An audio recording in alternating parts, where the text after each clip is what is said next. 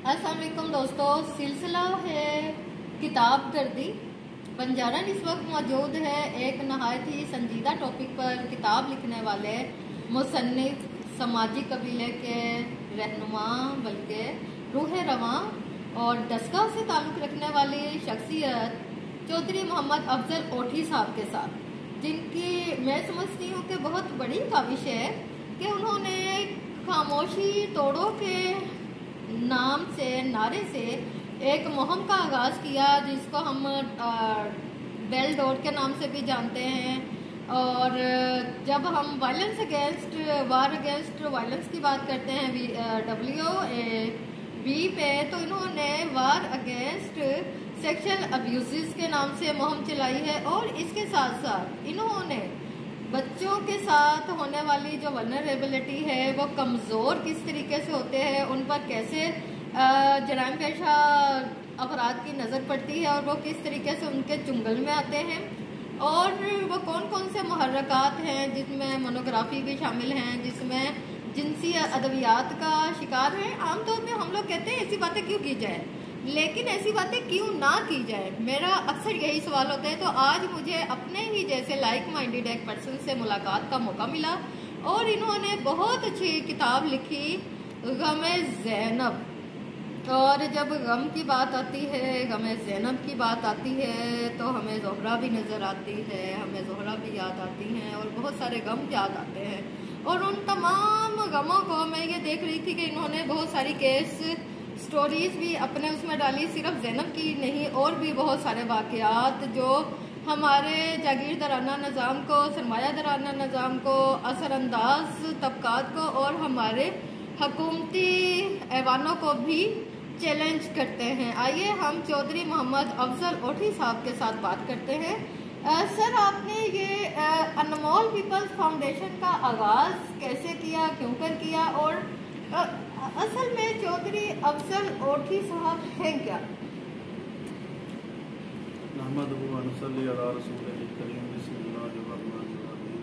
ये अनमोल peoples foundation एक NGO है जो तहसील डस्का के गांव ओठियाँ, वहाँ पर ये काम कर रही है, वहाँ पर एक्टिव है 2010 से।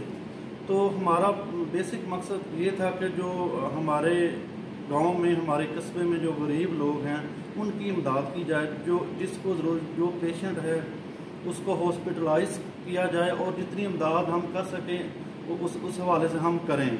तो ये 2010 से मैंने ये रजिस्टर करवाई और बाकायदा एक्टिव भी की और अल्हम्दुलिल्लाह इस पर काम कर रहा हूँ।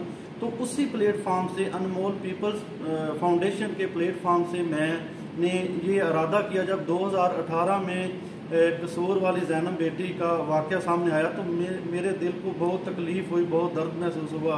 राइटिंग में काफ़ी एक्सपीरियंस था, कॉलम निगार हूँ, काफ़ी पुराना 2010 से ही मैं कॉलम निगारी कर रहा हूँ। तो मुझे तो इस फील्ड में राइटिंग में काफ़ी एक्सपीरियंस था। तो मैंने कहा क्यों ना इस मौजू के ऊपर किताब लिखी जाए और दर्द दिल रखते हुए अपनी ज़ैनब बेटी को अपनी बेटी समझकर, तो मैंने 24 जनवरी 2018 को ये किताब का पहला लफ्ज़ शुरू किया।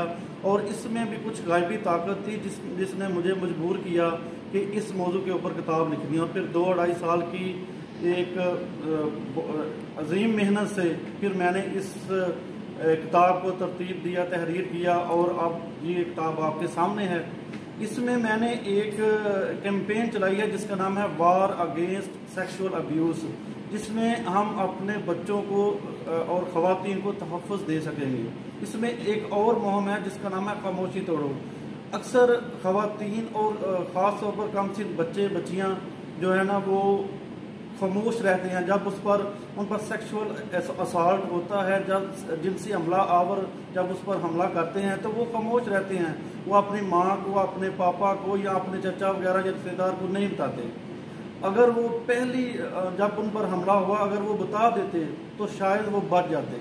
ये खामोशी तोड़ो, ख़वातीन को भी हरासमेंट का सामना होता है, लेकिन ख़वातीन भी इस पर बात नहीं करती, खामोश रहती है। शायद हमारी इंसल्ट है या कुछ और वजह बनाकर यहाँ हम बेइज्जती महसूस करेंगे।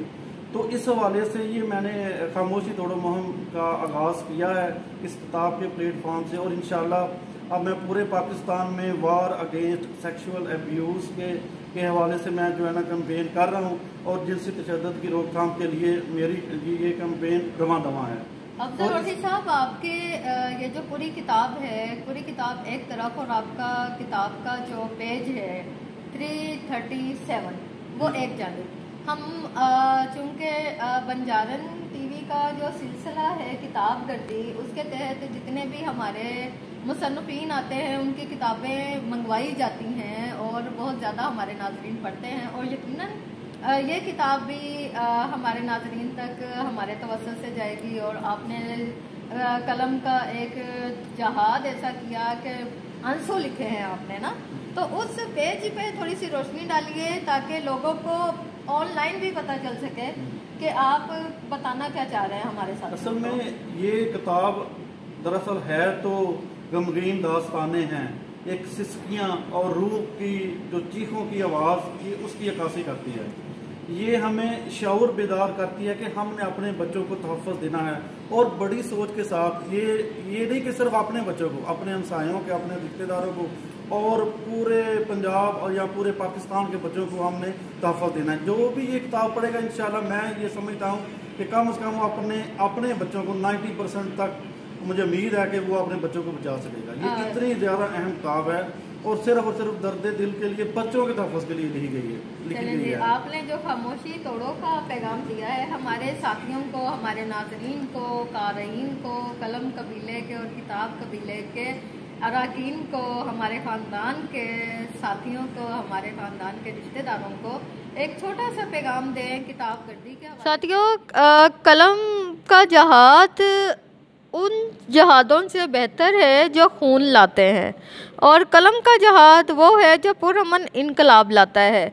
कलम के जहाद से ताल्लुक़ रखने वाले अफजल ओठी साहब ने कुछ सिफारिशात पेश की हैं। अभी हमारी मीटिंग थी जब मोहतरमा श्री मज़ारी साहिबा से ह्यूमन राइट्स मिनिस्टर से, तो वो कुछ सिफारिशात पेश की हैं। आप इन्हीं की ज़बानी सुनिए कि ये हुकूमत से और वजारत इंसानी हकूक़ से क्या चाहते हैं।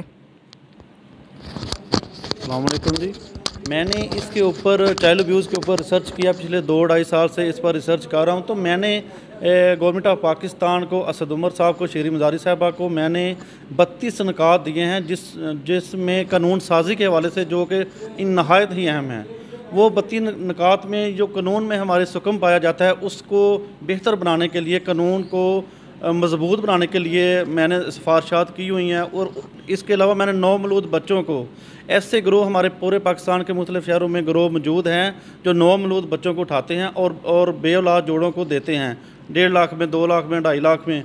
तो उसके हवाले से बात की है। इसके अलावा कुछ लोग वो बच्चों को उठाते हैं और उनकी टांगें या बाजू तोड़कर भीख मांगने पर मजबूर करते हैं, उसके हवाले से मैंने इस निकात में बात की है। और इसके अलावा ये बताया कि पाकिस्तान का जो जिनसी तशद्दुद, बढ़ते हुए जिनसी तशद्दुद की सबसे बड़ी वजह पोर्न वेबसाइट हैं, जो कि हम गूगल पर सर्च करें तो वो सामने आ जाती हैं। शायद PTA ने पहले 2-3 सफ़े पेजेस जो है ना वो तो ब्लॉक किए हुए हैं, लेकिन उससे अगले खुले हुए हैं और उन पर पाकिस्तानी नाजेबा प्रोडक्ट की कमर्शियल लगी हुई हैं, जो कि हमारे लिए लम्हा फ़िक्र है। यही वजह है जहाँ से हमारे बच्चे देखते हैं, 18-20 साल का बच्चा देखता है और फिर पीडोफीलिया के मर्ज़ का शिकार हो जाता है।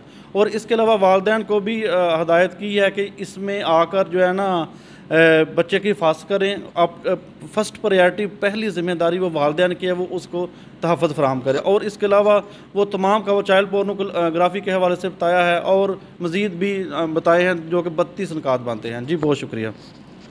जी आपका शुक्रिया कि आप सिर्फ अपनी औलाद के लिए नहीं बल्कि पूरे पाकिस्तान की औलाद के लिए फ़िक्रमंद हैं।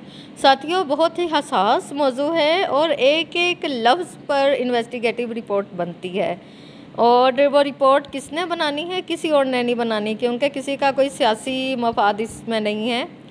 हमने बनानी है, हमने अपना ख्याल रखना है, हमने अपनों का ख्याल रखना है, और हमने ऐसे अनासर से बचकर रहना है जो हमारे बच्चों को पोर्नोग्राफी में मुलव्वस करते हैं, और साथ ही साथ वो जिनसी अदवियात जिसकी वजह से इंसान नहीं बल्कि हैवान बन जाता है, उससे बचाव के लिए हमने ख़ुद अपने घरों के जो हैं वो इस किस्म का प्रोटोकॉल तश्कील देना है कि हमारे बच्चे जो हैं वो इस किस्म के चीज़ों में और जराइम में मुलवस ना हो सकें। अपना और अपनों का ख्याल रखिएगा, बंजारन के साथ रहिएगा। अल्लाह निगहबान।